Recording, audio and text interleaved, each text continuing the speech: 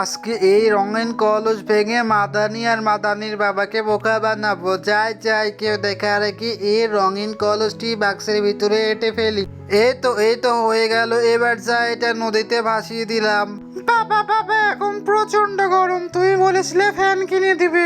কিন্তু সোনা, আমার কাছে তো এখন কোনো টাকা নেই। আরে কপাল, সবই কপাল। আরে সোনা, ওই দেখো কি একটা নদীতে ভেসে আসছে। তুমি এখানে বসো, আমি গিয়ে দেখে আসি। তোর থেকে তো এটা দেখে মনে হচ্ছে একটা জাদুর বাক্স। লোক মুখে শুনেছি এটাতে নাকি অনেক অনেক গুপ্তধন পাওয়া যায়। যাই, এটা আগে উপরে নিয়ে গিয়ে দেখে আসি।